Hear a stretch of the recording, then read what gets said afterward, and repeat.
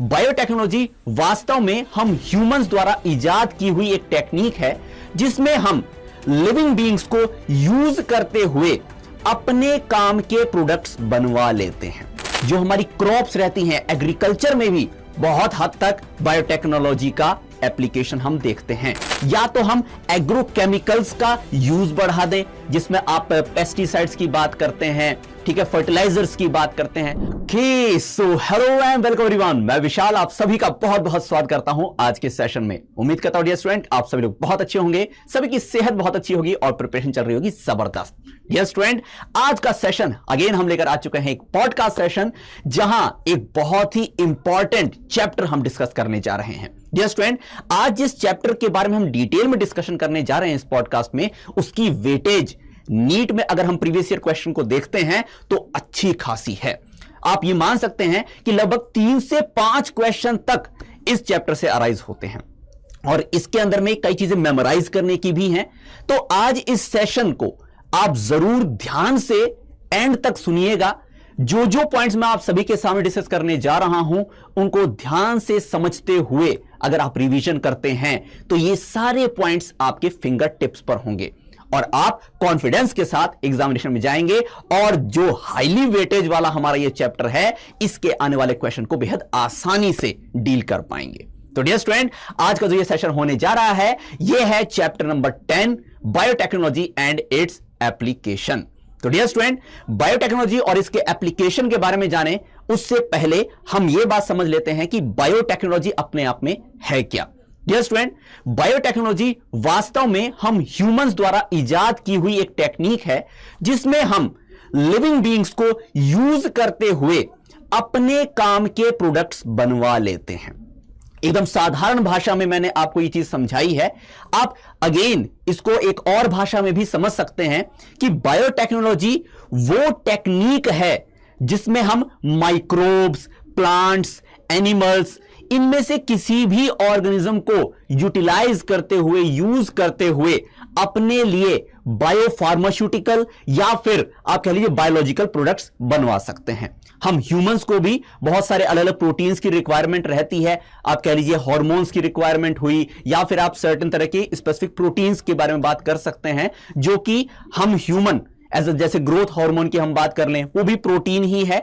लेकिन अगर हम इसको प्रोड्यूस करवाना चाहते हैं किसी माइक्रोब से और आप कह लीजिए किसी प्लांट या एनिमल से इंडस्ट्रियल स्केल पर, तो ये हमें बायोटेक्नोलॉजी से ही करना होगा। तो डियर स्टूडेंट, आज इस सेशन में हम बायोटेक्नोलॉजी की एप्लीकेशन के बारे में खास बात करने जा रहे हैं। तो डियर स्टूडेंट, जो हम इसकी एप्लीकेशन को अगर ध्यान से देखें कि हमारी बायोटेक्नोलॉजी जो है किन किन जगहों पर हम अप्लाई कर सकते हैं। डियर स्टूडेंट, अगर हम बात करें कि बायोटेक्नोलॉजी की एप्लीकेशन, इसकी बायोरेमेडिएशन, साथ ही साथ वेस्ट ट्रीटमेंट, इसके अलावा एनर्जी प्रोडक्शन और इसके साथ साथ जो हमारी क्रॉप्स रहती हैं एग्रीकल्चर में भी बहुत हद तक बायोटेक्नोलॉजी का एप्लीकेशन हम देखते हैं। जैसे जेनेटिक मॉडिफाइड जो क्रॉप्स हम प्रोड्यूस करते हैं वो भी बायोटेक्नोलॉजी का ही परिणाम है। तो डियर स्टूडेंट, अब इसके लिए अगर हमें प्रॉपर तरीके से हमारे डिजायर्ड प्रोडक्ट्स बनवाने हैं तो हमें 3 खास रीजन्स के ऊपर में ध्यान देने की जरूरत है कि जो भी प्रोडक्ट हम बना रहे हैं वो अच्छा खासा आप कह लीजिए हाई एफिशिएंसी वाला कैटलिस्ट हो। कैटलिस्ट भी हम कह सकते हैं या फिर हमारे जो माइक्रोब्स होते हैं वे अच्छी एफिशिएंसी के साथ में काम करने वाले होने चाहिए। जो हम बायोटेक्नोलॉजी में प्रोड्यूस कर रहे हैं ऐसे माइक्रोब्स जो हमारे लिए बायोलॉजिकल प्रोडक्ट्स को बनाएं, उनकी एफिशिएंसी अच्छी होनी चाहिए। आई होप ये चीज सभी को क्लियर है। सेकंड पॉइंट जो हम कहें कि जो प्रोडक्ट हमारा यहां पर बन रहा है उसके लिए कंडीशन एप्रोप्रिएट हमें प्रोवाइड करनी है। क्या प्रॉपर हम कंडीशन से प्रोवाइड करें कि वो मैक्सिमम आउटपुट दे, इसका भी ध्यान रखने की जरूरत है। और फिर फाइनली जब प्रोडक्ट बन जाता है तो उसकी प्यूरिफिकेशन की जो डाउनस्ट्रीम प्रोसेसिंग होती है वो भी हमें खास ध्यान रखने की जरूरत होती है। तो ये तीनों ही स्ट्रीम्स जो हैं इसके ऊपर रिसर्च का एरिया जो है ये खुला है हमारी बायोटेक्नोलॉजी में और इस पर एक्सटेंसिव वर्क भी होता है। तो डियर स्टूडेंट्स, अब जब हम इससे आगे बढ़ते हैं, हमारी एनसीईआरटी की फर्स्ट जो हमारे पैराग्राफ है उससे बियॉन्ड चलते हैं और बात करते हैं कि हमारी जो बायोटेक्नोलॉजी है, इसके अंतर्गत कौन कौन से स्पेसिफिक फील्ड्स में हम एक्सटेंसिव यूज करते हैं, तो उसमें हम पाते हैं कि एग्रीकल्चर और साथ ही साथ में मेडिसिन। तो डियर स्टूडेंट, हमारी बायोटेक्नोलॉजी को हम एक्सटेंसिवली यूज करते हैं एग्रीकल्चर और इसके साथ साथ मेडिसिनल फील्ड में।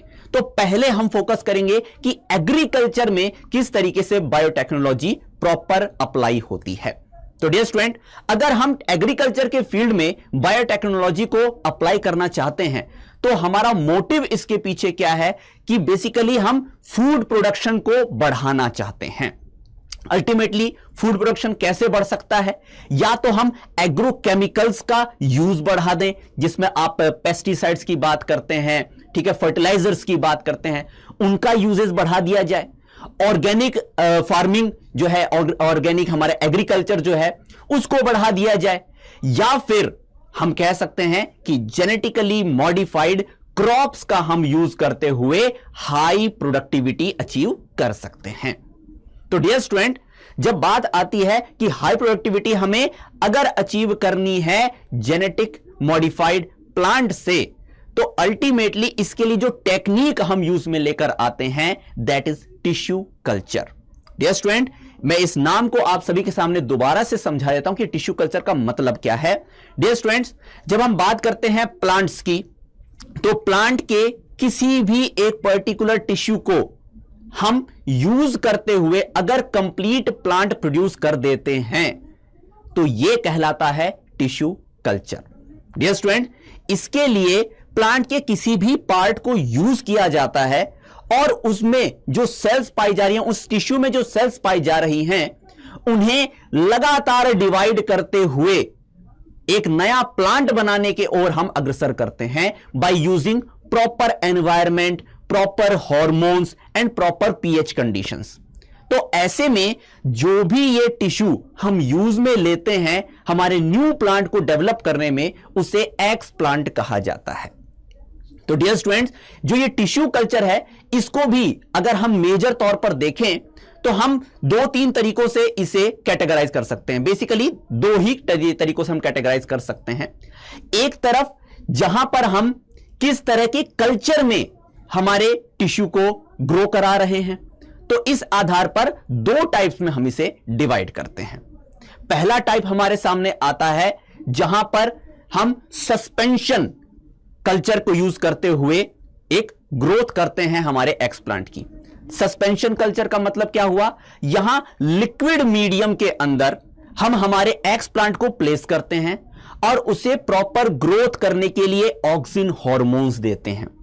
आपने ऑक्सिन हार्मोन का नाम सुना होगा कि प्लांट ग्रोथ करने के लिए, सेल को डिवीजन पर भेजने के लिए यह हार्मोन काफी इंपॉर्टेंट रहता है, ऑक्सिन हार्मोन।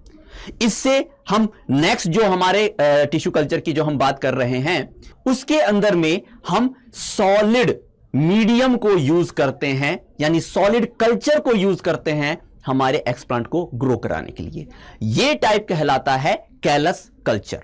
डियर स्टूडेंट, यहां पर हम मीडियम में ऑक्सिन के साथ साथ साइटोकाइनिन हार्मोन का भी यूज करते हैं, जिससे धीरे धीरे सेल्स जो हैं टिश्यू की, ये लगातार डिवाइड करती जाएं और इससे फाइनली हमारे पास में एक अनडिफरेंशिएटेड एक लंप बनकर तैयार हो जाता है सेल्स का, जिसे हम कहते हैं कैलस। तो ये 2 तरीके हैं जिसके थ्रू आप कह लीजिए कि टिश्यू कल्चर कर सकते हैं। अगर मैं एक और तरीके से कैटेगराइजेशन इनकी करूं, तो यहां पर हम एक्सप्लांट किसे ले रहे हैं, उस आधार पर भी अलग अलग तरह के टिश्यू कल्चर कहे जा सकते हैं।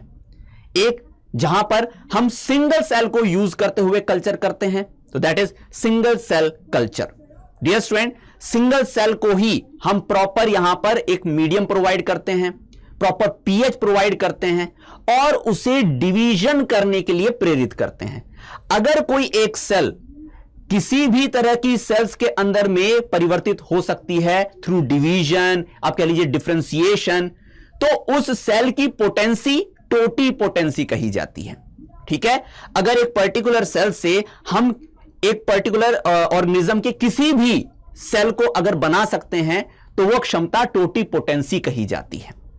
यहां पर भी हम क्या कर रहे हैं, एक सिंगल सेल को यूज करते हुए मल्टीपल सेल स्ट्रक्चर तक पहुंचने की कोशिश कर रहे हैं। और इसमें अगेन हम यहां पर हार्मोन्स का भी यूज करते हैं और पीएच लगभग यहां पर 5.7 के आसपास में रखी जाती है ताकि प्रॉपर यहां पर डेवलपमेंट हो। ठीक है, ये पीएच भी आपको ध्यान रखना कि 5.7 के आसपास में यहां पर अच्छी खासी ग्रोथ देखने के लिए हमें मिल जाती है। फिर इससे बियॉन्ड हम आगे बढ़ें तो रूट शूट कल्चर भी हम देखते हैं।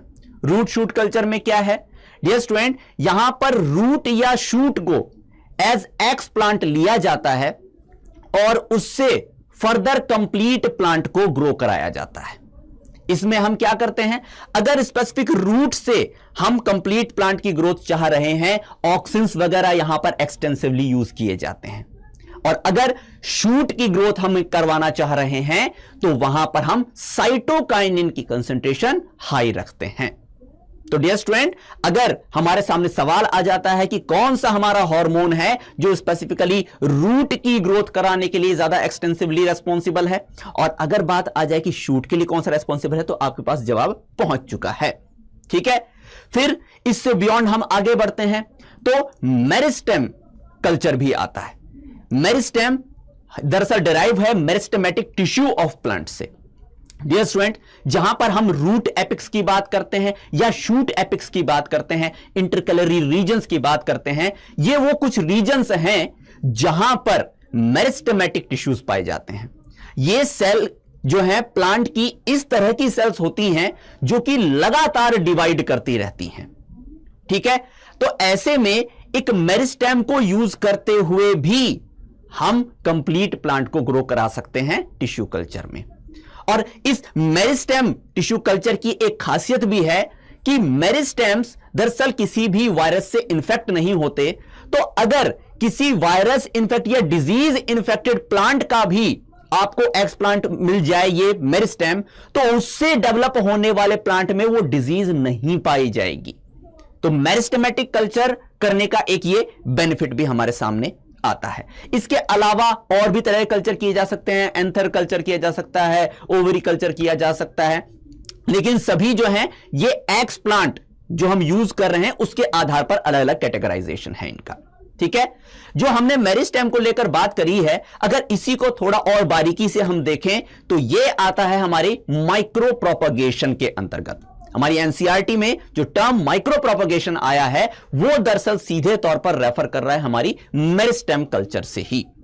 तो डियर स्टूडेंट, जब कभी हम यहां पर एक वायरस फ्री प्लांट बनाना चाह रहे होते हैं तो ऐसे में हमारे पास जो मेरिस्टेम हमने यूज किया और उससे डेवलप हुआ पूरा प्लांट हमने बनाया, वायरस से एकदम वो फ्री रहता है। और जब हम यहां पर उसकी कॉपी, आप कह लीजिए कि एक जो एक्सप्लांट हमारे सामने वहां पर रहा है मेरिस्टेम का, ठीक है, उससे एक प्लांट डेवलप हो गया, और भी प्लांट्स वहां पर डेवलप हो रहे होते हैं, और ये जो है अपने आप में एग्जैक्ट कॉपीज होते हैं। ठीक है, क्योंकि जो भी जेनेटिक आप कह लीजिए इंफॉर्मेशन हमारे एक मेरिस्टेम के पास में है, फिर उसके आधार पर जैसे प्लांट बन गया, ठीक है, फर्दर भी और जो प्लांट होंगे इन सभी के पास में एक ही तरह का जेनेटिक मटेरियल रहा है। तो ये सारे जो हमारे डेवलप्ड जो प्लांटलेट्स होते हैं ये एक दूसरे से रिजेंबल कर रहे होते हैं। तो इसके लिए जो टर्म इनको दी जाती है दैट इज सोमा क्लोन्स। ठीक है, और ऐसी जो प्रोपगेशन हम कर रहे हैं माइक्रो प्रोपगेशन, इसे सोमा क्लोनल प्रोपगेशन भी कहा जाता है। तो अगर टर्म्स हमारे सामने माइक्रो प्रोपगेशन या सोमा क्लोनल प्रोपगेशन की आ जाए तो आप इसको एक ही मानेंगे। ठीक है, तो अगर इसकी एडवांटेज की बात आ जाए तो मेरिस्टेम को लेकर हम बात कर चुके हैं कि यहां पर वायरस फ्री, डिजीज फ्री आप प्लांटलेट्स बना सकते हैं। साथ ही साथ चूंकि यहां पर लगातार डिवाइड करने की जो कैपेसिटी है मेरिस्टेमेटिक टिश्यू के पास ऑलरेडी रहती है, तो ऐसे में एक्सटर्नल मोटिवेशन जो है इसमें कम देना पड़ता है, यानी कि एक्सटर्नल जो हार्मोन्स वगैरह है ऑल्दो वो प्रोवाइड करना जरूरी है, लेकिन ये सेल्फ मोटिवेटेड भी रहती हैं डिवाइड करने के लिए। तो ये हमारी क्लियर है। अब इससे फर्दर हम आगे बढ़ते हैं। तो अब बात आती है डियर स्टूडेंट, यहां पर जो अगला टर्म हम देख रहे हैं that is somatic hybridisation. Dear student, somatic hybridisation के नाम से आपको काफी कुछ आइडिया लग रहा होगा। सोमैटिक वर्ड जो आता है दीज आर जनरल सेल्स जो कि आमतौर पर एक ऑर्गेनिज्म में पाई जाती हैं बिसाइड्स गैमेटिक सेल्स। ठीक है, गैमेट्स को अगर हम साइड कर देते हैं तो उसके अलावा जो भी सेल्स एक ऑर्गेनिज्म में पाई जाती हैं ये सोमेटिक कैटेगरी की होती हैं। तो आमतौर पर गैमेट्स फ्यूज करते हैं और उनसे प्रोजेनी की डेवलपमेंट होती है, जाइगोट बनता है, फिर फर्दर एम्ब्रियो की ग्रोथ होती है। लेकिन जब सोमेटिक सेल्स को यूज करते हुए हम हाइब्रिडाइजेशन कर रहे होते हैं तो इसे सोमेटिक हाइब्रिडाइजेशन कहा जाता है। प्लांट को लेकर अगर ये हम कह लीजिए कि पद्धति अपनाते हैं सोमेटिक हाइब्रिडाइजेशन की तो थोड़ी सी प्रॉब्लम है। क्यों?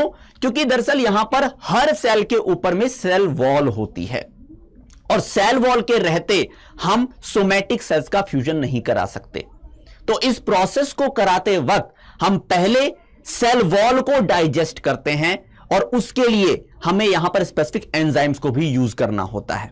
जैसे आपने सुना होगा पैक्टिनेज, सेल्यूलेज, क्योंकि सेल वॉल जो है सेल्यूलोज, पैक्टिन इनसे बनी होती है तो इनको डाइजेस्ट करना जरूरी होता है ताकि जो डायरेक्ट इनका सेल मेम्ब्रेन है, प्लाज्मा लेमा है, वो यहां पर कांटेक्ट में आए एक दूसरे के साथ में और सेल आसानी से फ्यूज कर जाएं। तो डियर स्टूडेंट, सोमेटिक हाइब्रिडाइजेशन में आप दो जो एंजाइम हमने यहां पर बताए उनको यूज करते हुए अल्टीमेटली फ्यूजन कराते हैं और फ्यूजन को भी प्रोमोट करने के लिए पीईजी का भी यूज किया जाता है, यानी पॉलीइथाइलिन ग्लाइकॉल। पॉलीइथाइलिन ग्लाइकॉल इन सोमेटिक सेल्स जिनके सेल वॉल हट चुके हैं, प्लाज्मा लेमा है केवल उनके अंदर, उनको फ्यूज कराने में सहायता करता है और इससे भी आप कह लीजिए कि जो सोमेटिक हाइब्रिडाइजेशन हुआ है इससे भी फर्दर फिर आगे और ग्रोथ होती है। और इसमें एक खासियत भी है डियर स्टूडेंट कि इससे आप, इस तकनीक से आप जो अलग अलग स्पीशीज की सेल्स हैं उनको भी फ्यूज करा सकते हैं।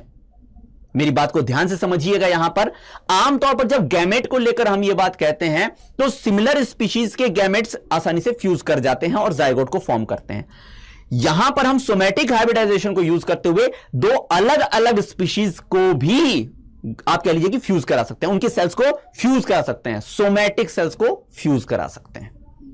और इस तरीके से आप कह लीजिए कि कुछ हाइब्रिड तरह के यहां पर प्लांट्स भी डेवलप किए जा सकते हैं। जैसे पोटैटो और टोमेटो, इन दोनों की सेल्स को जब इस तरीके से सोमेटिक हाइब्रिडाइजेशन से फ्यूज कराया जाता है तो पोमैटो बनाया जाता है। ठीक है, ऐसे ही ब्रिंजल और टोमेटो को जब फ्यूज कराया जाता है तो बोमैटो बनता है। तो डियर स्टूडेंट, इससे जो प्रोडक्ट बनकर हमारे सामने आ रहा है सोमेटिक हाइब्रिडाइजेशन से, वो वास्तव में एलोपॉलीप्लॉइडी की तरफ भी बढ़ता है। यानी अगर कभी आपको दो अलग अलग स्पीशीज को यूं फ्यूज कराना है तो यह आपके पास में एक अच्छा तरीका होता है। अब इससे आगे डियर स्टूडेंट जो एक टर्म हमारे सामने आती है एनसीईआरटी से, that is genetically modified organisms. अगर हम इसे अक्षर से समझें कि जेनेटिकली मॉडिफाइड ऑर्गेनिजम्स हैं क्या, तो आप ये क्लियर कट समझ पाएंगे कि जेनेटिकली मॉडिफिकेशन का क्या मतलब है और उससे समझ जाएंगे कि ऑर्गेनिज्म में अगर इस तरह के हम बदलाव करते हैं तो परिणाम क्या आएगा हमारे सामने। डियर स्टूडेंट, जेनेटिक मॉडिफिकेशन का मतलब है कि अगर किसी ऑर्गेनिज्म के अंदर में नॉर्मल तौर पर जो जीन्स पाई जा रही हैं उनके अलावा अगर कोई और जीन उसके जीन्स आप कह लीजिए कि डीएनए में इनकॉर्पोरेट कर दी जाए और उसका एक्सप्रेशन भी वहां पर हो, तो ऐसे में वो ऑर्गेनिज्म एक स्पेसिफिक अलग तरह की ट्रेट भी अपने अंदर शो कर सकता है जो आमतौर पर नॉर्मली उसके अंदर में नहीं पाई जाती। तो डियर स्टूडेंट, ऐसे जो ऑर्गेनिजम्स होते हैं उनको जेनेटिकली मॉडिफाइड ऑर्गेनिज्म कहा जाता है।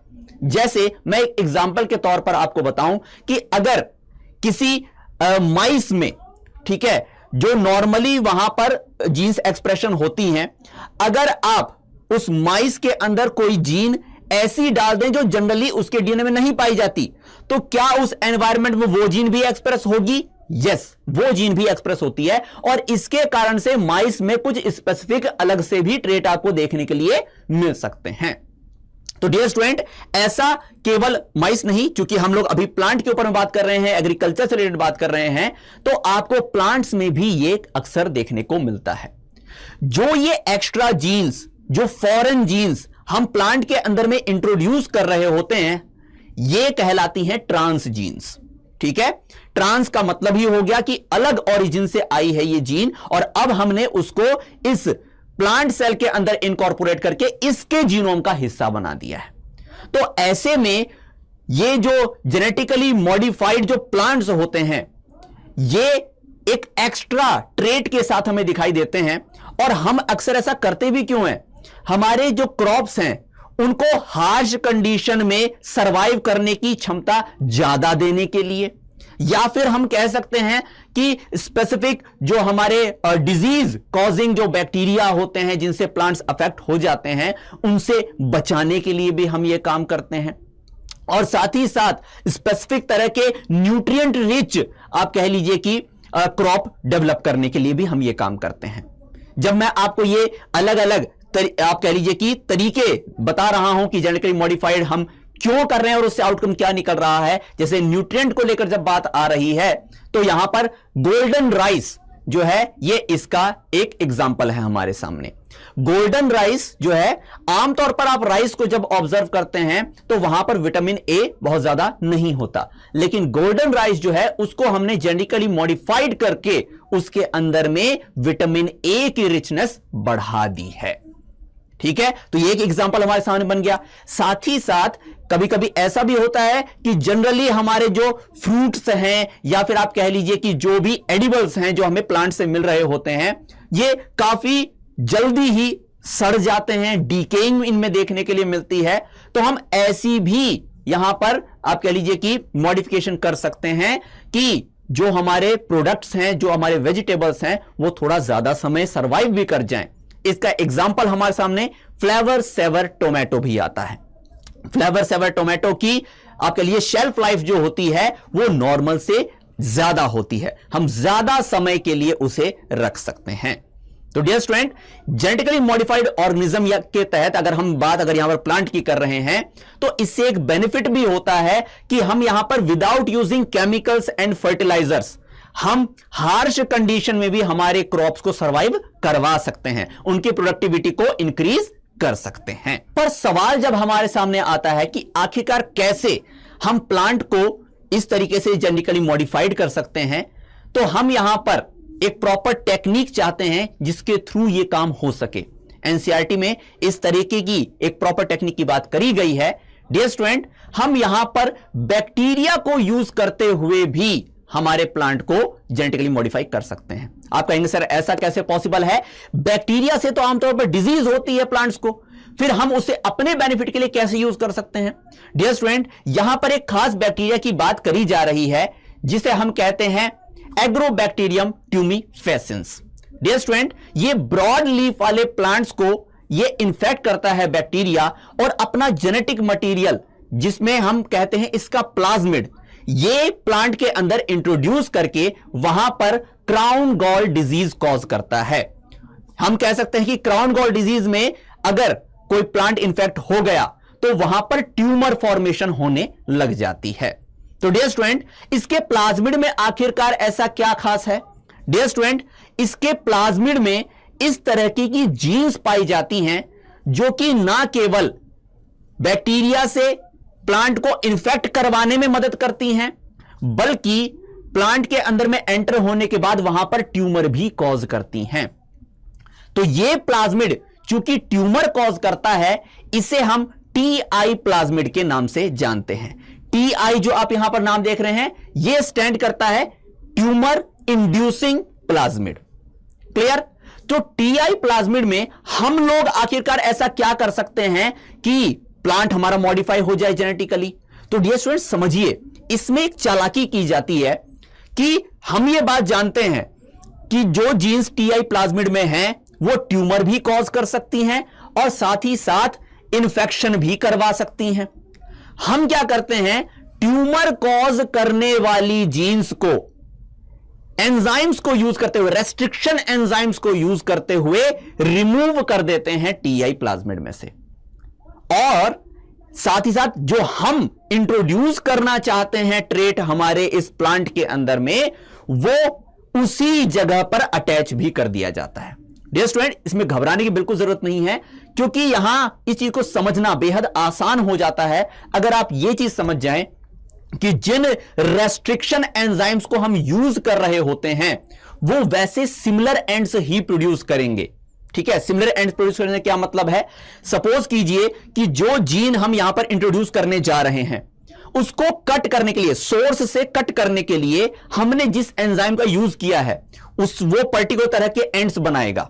ठीक है, आपने सुना होगा स्टिकी एंड है, ठीक है, ब्लंट एंड है विद स्पेसिफिक सीक्वेंसेस। अगर उसी एंजाइम को यूज करते हुए हम टीआई प्लाज्मिड के डीएनए को अगर कट करते हैं तो क्या वहां भी वैसे एंड्स बनेंगे? इसी तरीके से हम यहां पर हमारी डिजायर्ड जीन को टीआई प्लाज्मिड में इनकॉर्पोरेट कर देते हैं। अब आप समझिए, ट्यूमर कॉज करने वाली जीन तो वहां पर नहीं है, लेकिन अभी भी बैक्टीरिया द्वारा जो प्लांट को इन्फेक्ट करवाने वाली जीन्स है वो मौजूद हैं टीआई प्लाज्मिड में। तो ऐसे में अब जब ये टीआई प्लाज्मिड जो है और जो हमारे एग्रोबैक्टीरियम ट्यूमिफेसिन्स है जिनके अंदर में इस तरह का हमने टीआई प्लाज्मिड दे दिया है, ये अब प्लांट को इन्फेक्ट करेगा और जब ये प्लाज्मिड प्लांट के डीएनए के साथ इनकॉर्पोरेट होगा, उसके साथ इंटीग्रेट कर जाएगा, तब हम देखते हैं कि अब प्लांट के अंदर भी हमारी वो डिजायर्ड जीन एक्सप्रेस होने लग जाएगी और हमारा जो अब ये प्लांट है ये एक जेनेटिकली मॉडिफाइड प्लांट बन चुका है। तो क्या ये सबको स्टेप अच्छे से समझ में आए? मैं बात दोबारा से दोहरा देता हूं। हम दरअसल यहां पर एग्रोबैक्टीरियम ट्यूमिफेसिन्स के अंदर में पाए जाने वाले टीआई प्लाज्मिड को इस तरीके से जेनेटिकली मॉडिफाइड करते हैं कि उसमें से ट्यूमर कॉजिंग जो जीन्स होती हैं उनको हम रिमूव कर दें और अपनी तरफ से जो डिजायर्ड जीन है वो वहां पर इनकॉर्पोरेट कर दें और फिर इस एग्रोबैक्टीरियम ट्यूमिफेसिन्स को आप कह लीजिए कि इन्फेक्ट करने दिया जाता है प्लांट को और वो वहां पर जाकर इन्फेक्शन करवाकर टीआई प्लाज्मिड को इंटीग्रेट कर देता है प्लांट के डीएनए में और हमारा प्लांट हो जाता है genetically modified. So dear student, चूंकि आप ये बात अब अच्छे से समझ चुके हैं तो अगली एक और बात हम इसी से कोरिलेटेड और भी देख सकते हैं। डियर स्टूडेंट, आपने नाम सुना होगा बीटी कॉटन का। बीटी कॉटन दरअसल आप कह लीजिए कॉटन की वो प्रजाति है जो कि आप कह लीजिए कि इस पर्टिकुलर तरह के टॉक्सिन्स प्रोड्यूस करती है जिससे ये उन डिप्टेरन्स, कॉलियोप्टेरन्स और लेपिडोप्टेरन्स से खुद को बचा सकती है जो कि कॉटन फार्म को या कॉटन के क्रॉप को हार्म पहुंचा सकते हैं। डियर स्टूडेंट, दरअसल बीटी जो यहां पर नाम आ रहा है दैट इज फॉर बैसिलस थ्रुइंजेंसिस। ये वो बैक्टीरिया है जिसकी जीन को हम हमारी कॉटन में इनकॉर्पोरेट करते हुए वो टॉक्सिन प्रोड्यूस करवाते हैं कॉटन के अंदर जो कि इन हमारे कह लीजिए इंसेक्ट्स जिनको हम बात कर रहे हैं, डिप्टेरन्स हैं, कॉलियोप्टेरन्स हैं, लेपिडोप्टेरन्स हैं, इनके गट में एंटर करके वहां पर उनको किल कर देता है। अगर इस प्रोसेस को हम बारीकी से समझें तो दरअसल जो टॉक्सिन यहां पर प्रोड्यूस हो रहा है वो प्रोटीनस नेचर का है और ये प्लांट के अंदर में ही क्रिस्टलाइज्ड हो जाता है। क्रिस्टलाइज जब ये फॉर्म पर जाता है तो ये इनएक्टिव फॉर्म पर रहता है, यानी कि इस टॉक्सिन से प्लांट को कुछ भी हार्म नहीं पहुंचता। लेकिन जैसे ही ये पर्टिकुलर इंसेक्ट्स जब यहां पर इसे एनगल्फ करते हैं तो ये टॉक्सिन उनकी गट में जाकर अपनी क्रिस्टलाइन फॉर्म को छोड़ देता है और ये उनके लिए जानलेवा साबित होता है। तो ऐसे में बीटी कॉटन जो है ये इन लेपिडोप्टेरन, डायप्टेरन्स और आप कह लीजिए कॉलियोप्टेरन से खुद को बचा पाता है। तो ये जो हमने अगेन एक जेनेटिकली मॉडिफाइड प्लांट बनाया उसको एक एक्स्ट्रा कैपेसिटी हमने दे दी बचाव करने की खुद को अगेंस्ट दीज इंसेक्ट्स। दरअसल जो जीन हम यहां पर बात कर रहे हैं जो कि रेस्पॉन्सिबल है इस तरह के टॉक्सिन्स प्रोड्यूस करवाने के, ये क्राई जीन्स कही जाती हैं। ठीक है, क्राई जीन्स जो हैं ये ही वो स्पेसिफिक टॉक्सिन्स प्रोड्यूस करती हैं। इन क्राई जीन्स की जो हम बात कर रहे हैं इनमें से दो जीन्स स्पेसिफिकली आप कह लीजिए कि बीटी कॉटन को ये कैपेसिटी प्रोवाइड करती हैं। डियर स्टूडेंट, ये हैं क्राई 1AC और क्राई 2AB। दरअसल ये हॉल वर्म्स को जो हमारे कॉटन है उसको इन्फेक्ट करने से रोकती हैं और ऐसे ही क्राई 1AB जो है ये बीटी कॉर्न के अंदर में हम दे रहे हैं और वहां पर भी ये इसे बचाव देती है।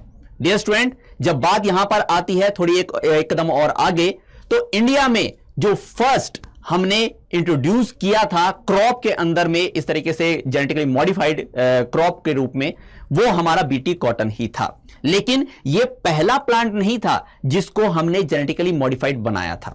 ठीक है, ह्यूमंस हमने फर्स्ट जो प्लांट जेनेटिकली मॉडिफाइड बनाया था ये टोबैको था।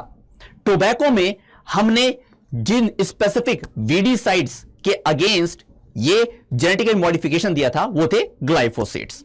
तो और इसी तरीके से हम जेनेटिकली मॉडिफिकेशन करके आप कह लीजिए कि स्पेसिफिक तरह के और ऐसे ही जेनेटिकली मॉडिफिकेशन करके हम प्लांट्स से स्पेसिफिक तरह के प्रोडक्ट्स भी बनवा सकते हैं।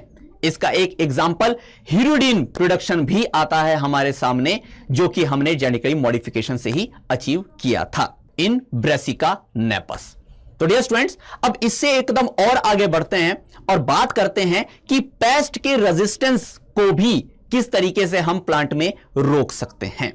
तो डियर स्टूडेंट, अब यहां पर बात आती है कि किस तरीके से जो स्पेसिफिक पेस्ट होते हैं उनसे भी हम प्लांट्स को बचा सकते हैं। डियर स्टूडेंट, यहां पर जिस तकनीक का यूज किया जाता है दैट इज आरएनए इंटरफेरेंस। अगर मैं प्रोसेस वाइज आपको पहले यह समझाऊं कि आरएनए इंटरफेरेंस है क्या, तो समझने की कोशिश करिए इसे। जब कभी स्पेसिफिक जो निमेटोड्स होते हैं ये प्लांट को आप कह लीजिए कि इन्फेक्ट करते हैं, बल्कि आप कहिए प्लांट्स को खत्म करने की कोशिश करते हैं, क्रॉप्स को खत्म करने की कोशिश करते हैं, तो आरएनए इंटरफेरेंस के थ्रू हम कोशिश करते हैं कि उन निमेटोड्स की जो ग्रोथ है, उन निमेटोड्स को बनाने के लिए जो प्रोटीन्स रिक्वायर हैं वो ना बनने पाए। ठीक है, प्रोसेस पर अगर मैं जाऊं तो आरएनए इंटरफेरेंस क्या करता है? आरएनए इंटरफेरेंस दरअसल जो निमेटोड की प्रोटीन्स बनाने वाले जो एमआरएनए होते हैं उन पर ट्रांसलेशन को रोक देता है। आप पूछेंगे सर ये कैसे पॉसिबल है? दरअसल समझिए, आपने जब एमआरएनए को ट्रांसलेशन में जाते हुए देखा तो वो सिंगल स्ट्रैंडेड होता है। आरएनए इंटरफेरेंस में एक्स्ट्रा जो आरएनए यहां पर प्रोड्यूस होते हैं वो एमआरएनए के कॉम्प्लीमेंट्री होते हैं। ठीक है, अगर मैं कहूं कि हमारा एमआरएनए सेंस आरएनए है तो उसके complementary anti sense RNA develop होता है। और जब ये आप कह लीजिए डबल स्ट्रैंडेड फॉर्म पर पहुंच जाते हैं तो ऐसे में इन पर ट्रांसलेशन नहीं हो पाता। सिंगल स्ट्रैंड एमआरएनए पर तो ट्रांसलेशन हो सकता है, पर जब ये डबल स्ट्रैंडेड हो गया तो ट्रांसलेशन नहीं हो पाएगा। तो ये एक रोकथाम का तरीका है। और इसमें जो स्पेसिफिक आप कह लीजिए कि आरएनए रेस्पॉन्सिबल होते हैं उन्हें हम एसआई आरएनए कहते हैं, एमआई आरएनए कहते हैं। ये मैं किन की बात कर रहा हूं? उन एंटी सेंस आरएनए की बात कर रहा हूं जो एमआरएनए के साथ में जुड़ जाते हैं। ठीक है, इसमें एक कदम और अगर हम आगे बढ़ें तो इन एमआरएनए जो निमेटोड्स की प्रोटीन एक्सप्रेस करवाने वाले एमआरएनए हैं, इनकी ब्रेकडाउन भी हो जाती है।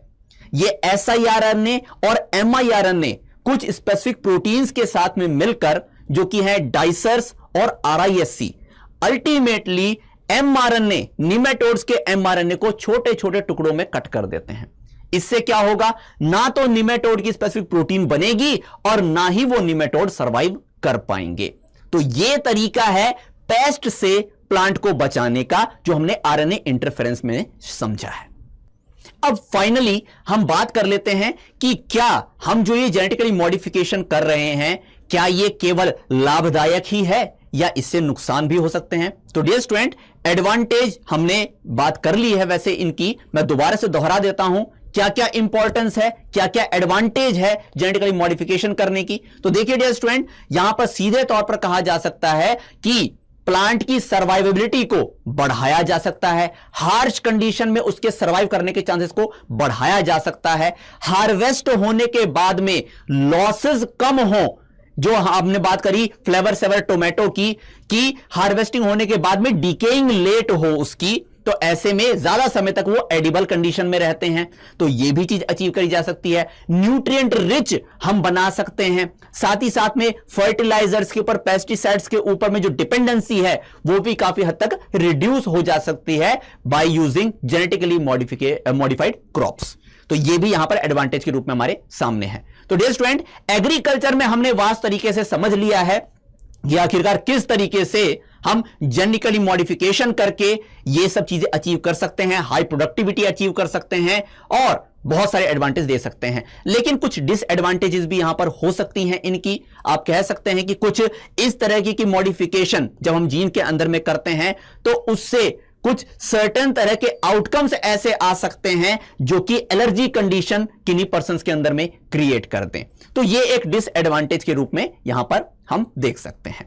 फर्दर आगे बढ़ते हैं और बात करते हैं कि जैसे हमने यहां पर बायोटेक्नोलॉजी को एग्रीकल्चर में देखा, क्या हम मेडिसिन के अंदर में भी उसी एक्सटेंसिव तरीके से इसको यूटिलाइज कर रहे हैं? तो यस डियर स्टूडेंट्स, बिल्कुल यहां पर यूटिलाइजेशन है इसका। आप ये पाएंगे कि जो भी हमारे थेराप्यूटिक प्रोडक्ट्स होते हैं, हमारी आप कह लीजिए फार्मास्यूटिकल प्रोडक्ट्स होते हैं, इनको भी हम बायोटेक्नोलॉजी के माध्यम से बेहद आसानी से बना सकते हैं। 1921 में ही अगर हम बात करें, जब इंसुलिन को लेकर हम ह्यूमंस को जब डायबिटिक हम हो जाते हैं तो बाहर से इंसुलिन लेने की जरूरत पड़ती है। तो 1921 की अगर हम बात करते हैं तो मैक्लियोड और उनके साथियों ने यहां पर डॉग से इंसुलिन को एक्सट्रैक्ट किया था, प्यूरिफाई किया था, जिसको यूज करते हुए हम ह्यूमंस डायबिटीज की कंडीशन को आप कह लीजिए कि सप्रेस करते थे। ठीक है, लेकिन अगेन एलर्जी यहां पर हो सकती है कि नहीं पर्टिकुलर आप कह लीजिए ह्यूमंस के अंदर में एंटीजन के रूप में भी ये एक्ट कर सकते हैं और उनके अंदर में आप कह लीजिए थ्रो आउट एक अलग ही साइड इफेक्ट वहां पर प्रोड्यूस हो जाता था। तो ऐसे में आप कह लीजिए एक स्पेसिफिक साइंटिस्ट एली लिली ने यहां पर इसका निचोड़ आप कह लीजिए बल्कि इसका हल निकाल लिया। कैसे? जब हम बात करते हैं इंसुलिन की, तो इंसुलिन वास्तव में आप कह लीजिए कि दो पॉलीपेप्टाइड से मिलकर बना होता है, जिन्हें कहते हैं A polypeptide and B polypeptide. Gross तरीके से मैं अगर यहां पर कहूं तो लगभग 51 अमाइनो एसिड होते हैं इसमें, जिसमें से एक पॉलीपेप्टाइड 30 अमाइनो एसिड की है, दूसरी पॉलीपेप्टाइड 21 अमाइनो एसिड की है।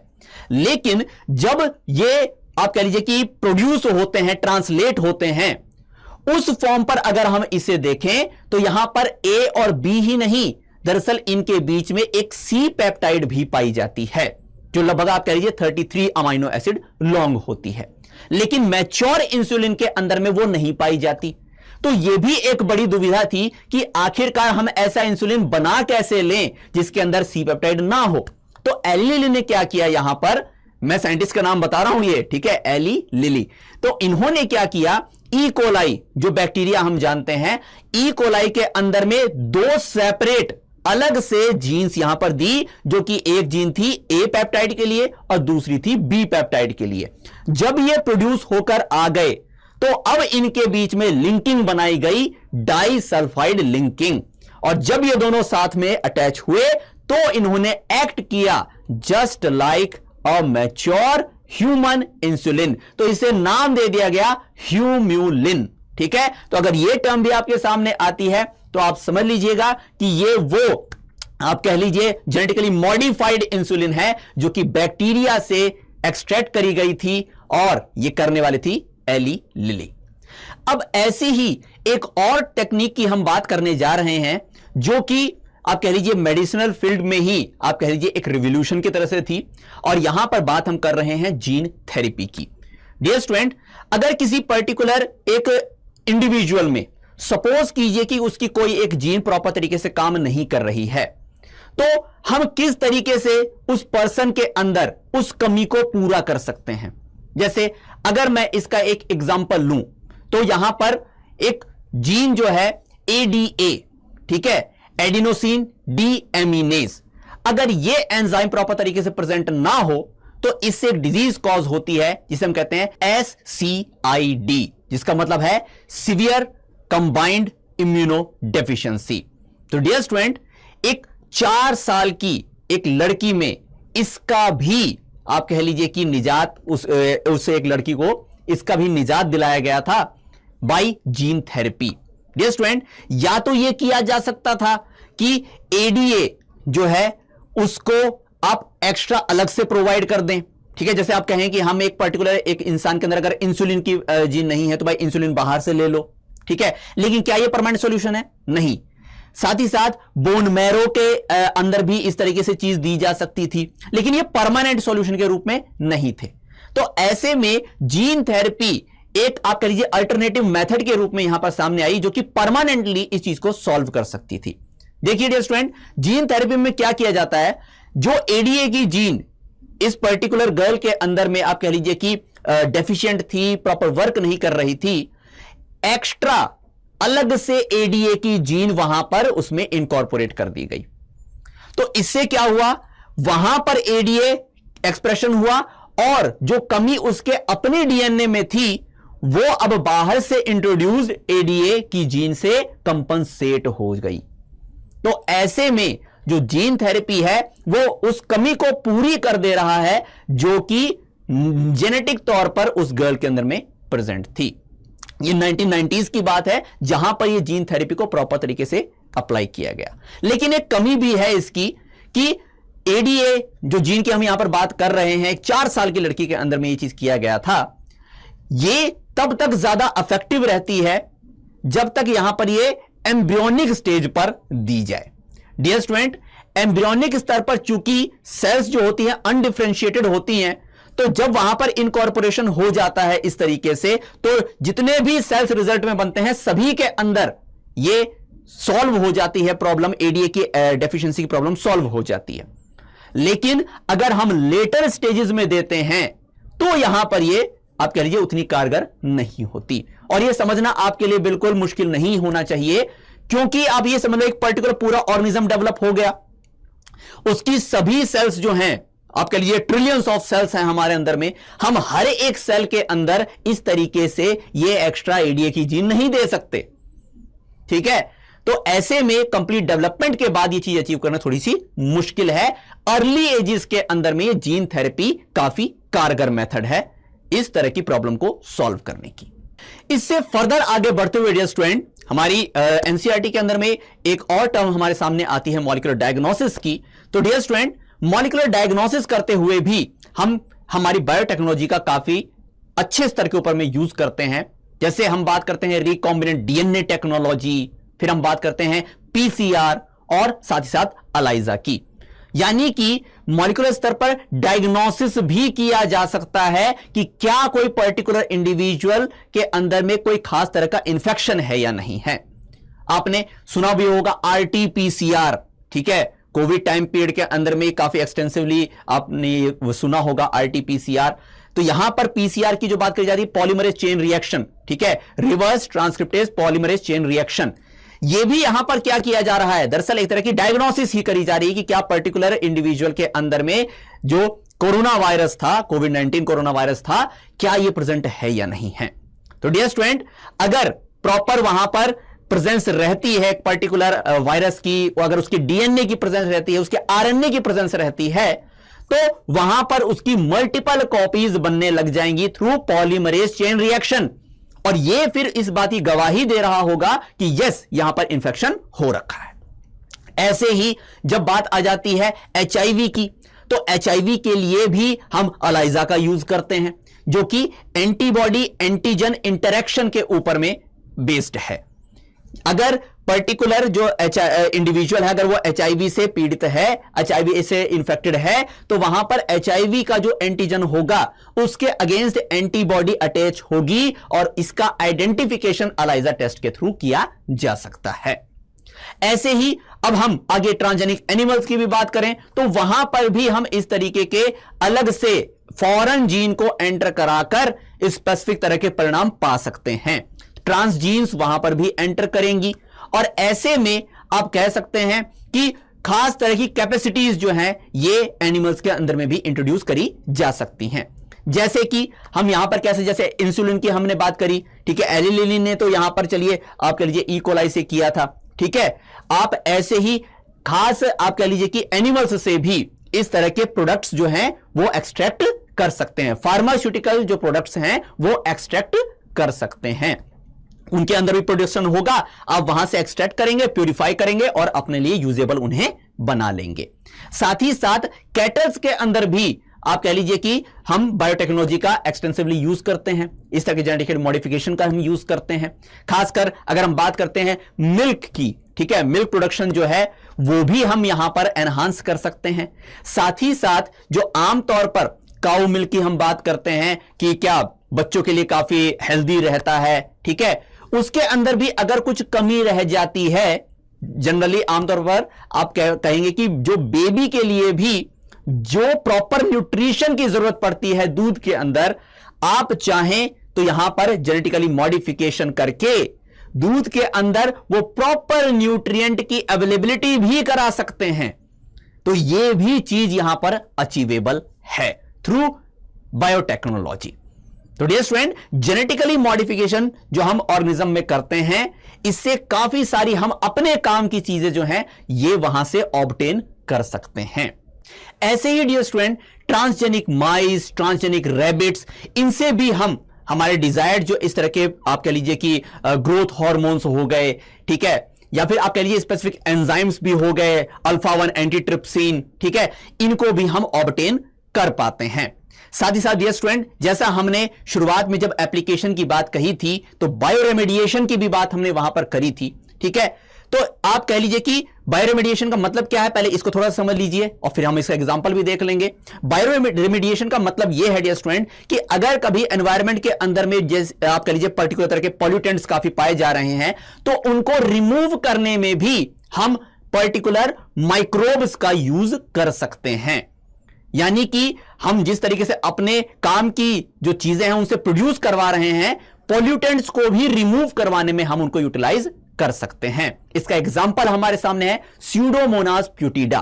डियर स्टूडेंट, ये वो बैक्टीरिया है जो कि अगर कहीं पर ऑयल स्पिल्स हो जाते हैं, आपने अक्सर सुना होगा कभी कि समुद्र में जाने वाले जो जहाज होते हैं, ऑयल टैंकर्स होते हैं, अगर कभी उनसे ऑयल स्पिल हो जाए तो ऐसे में उस रीजन में, उस ओशन के रीजन में बायोडायवर्सिटी को बहुत हार्म पहुंचता है।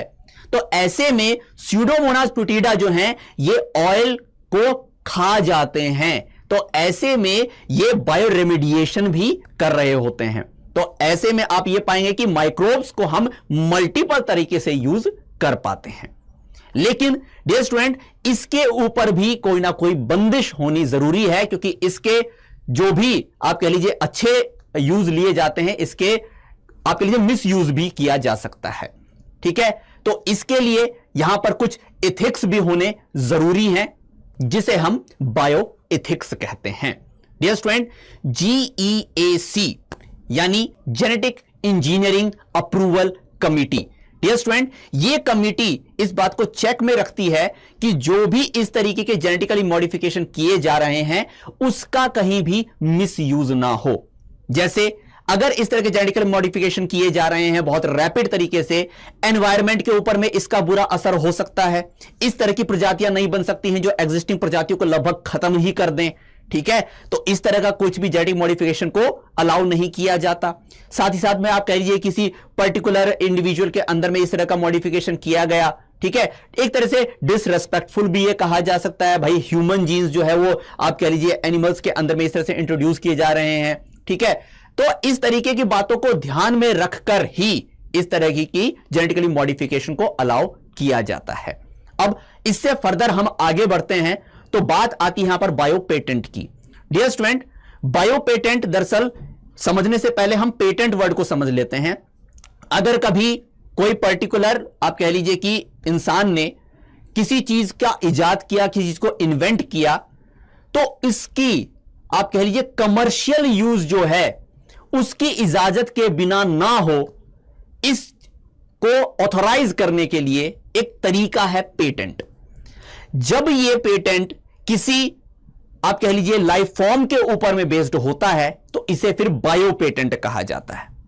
तो ऐसे में अगर कोई एक पर्टिकुलर तरह की आप कह लीजिए जेनेटिकल मॉडिफिकेशन ही है तो करने वाला जो भी होता है यहां पर इसको उसका बायो पेटेंट दिया जाता है, और इसके जो कमर्शियल यूज जो है उसका ऑथोराइजेशन उस पर्टिकुलर इन्वेंटर के इजाजत के बिना में नहीं हो सकता। अगर इसको किया जाता है तो वो बायो पायरेसी के अंतर्गत आती है, जो कि लीगली पनिशेबल ऑफेंस है। और इसी के साथ डियर स्टूडेंट, हम एक छोटे से पॉइंट को और एक्सप्लेन करते हुए आज इस सेशन को यहीं पर विराम देंगे, जो कि है यहां पर हाइब्रिडोमा टेक्नोलॉजी। डियर स्टूडेंट, ये भी दरअसल बायोटेक्नोलॉजी का ही आप कह लीजिए एक एप्लीकेशन है, जहां पर मोनोक्लोनल एंटीबॉडीज को बनाने के लिए हम ये तरीका यूज करते हैं।